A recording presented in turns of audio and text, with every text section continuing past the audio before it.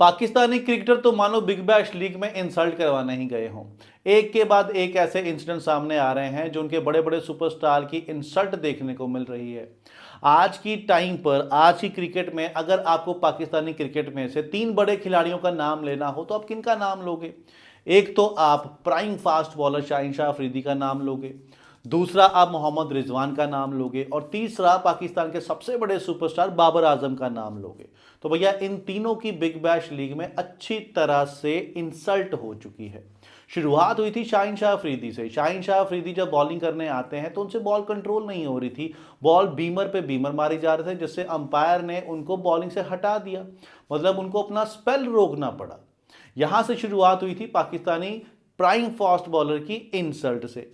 उसके बाद बात आ जाती है मोहम्मद रिजवान पे। मोहम्मद रिजवान साहब के साथ तो भैया ऐसा हुआ, मतलब अगर उनकी जगह कोई और खिलाड़ी होता तो मुझे लगता है शायद अब तक बिग बैश लीग छोड़कर अपने घर वापस आ चुका होता, लेकिन वो अभी भी वहां पर टिके हुए हैं।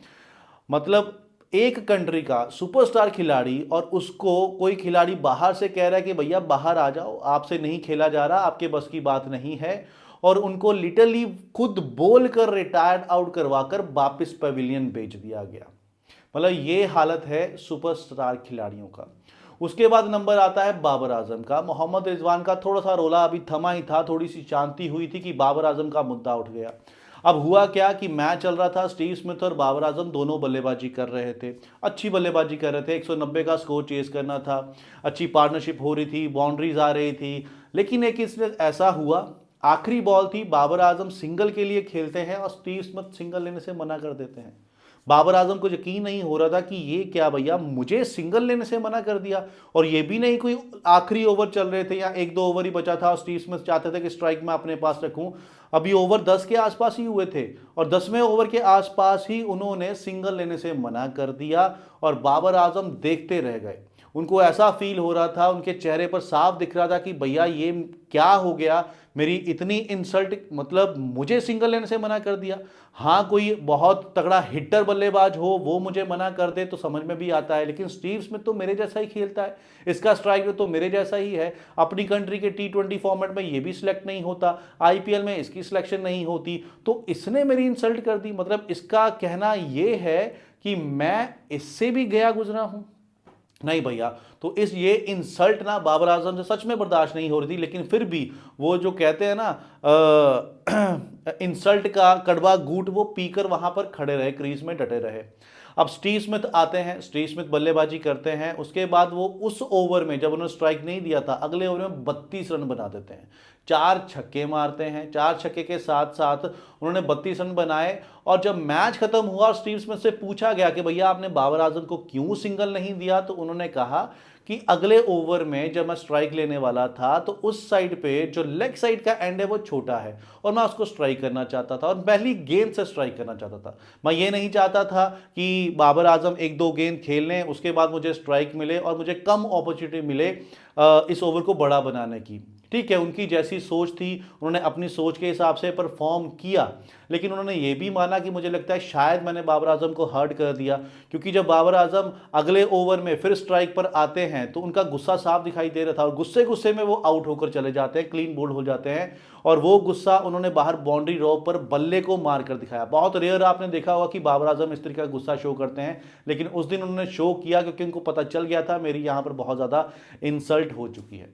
अब यहाँ पर दोनों अपनी अपने पक्ष बात कर रहे हैं, कुछ कह रहे हैं स्टीव स्मिथ यहाँ पर सही थे, स्मिथ ने 32 रन बनाए तो इसका मतलब वो बंदा टीम के लिए खेल रहा था, टीम को जिता रहा था। एक तरफ बाबर आजम जब 190 का स्कोर चेज करना हो, 37 बॉल पर 49 रन बनाकर खेल रहा हो और टुक टुक लगाई हो, सिंगल सिंगल चला रहा हो, तो दूसरी तरफ से स्टीव स्मिथ काफ़ी फ्रस्ट्रेट हो गए थे। वो चाहते थे कि इनको मैं स्ट्राइक से दूर ही रखूं, खुद अपने पास स्ट्राइक रखूं, मेरे बल्ले पर अच्छी शॉट्स आ रही हैं और मैं ही मैच को जिताकर लेके जाऊं। किया भी, उन्होंने मैच जिताया भी, इस हद तक पहुंचा दिया जिससे टीम उनकी आराम से ये मैच जीत पाई। लेकिन फिर भी अगर क्रिकेट सेंस में देखा जाए तो ये बाबर आजम के साथ गलत हुआ है। इस तरीके की हरकत स्टीव स्मिथ के साथ नहीं, स्टीव स्मिथ को बाबर आजम के साथ नहीं करनी चाहिए थी। मैं आपको बताता हूं ना कि अगर यही हरकत, ये तो छोड़ो, ये हरकत करने की तो कोई हिम्मत भी नहीं कर सकता कि विराट कोहली के सामने क्या जरूरत कर सकते स्टीव स्मिथ ऐसी हरकत करने की? नहीं भैया, सवाल ही पैदा नहीं होता। तो इसलिए मैं कहता हूं कि इंसान के अंदर ना थोड़ा एग्रेशन होना भी जरूरी है, थोड़ा गुस्सा होना जरूरी है। अगर आप एकदम पोलाइट बन के रहोगे ना तो ऐसे ही बाबर आजम की तरह आपकी कोई भी इंसल्ट करके चला जाएगा।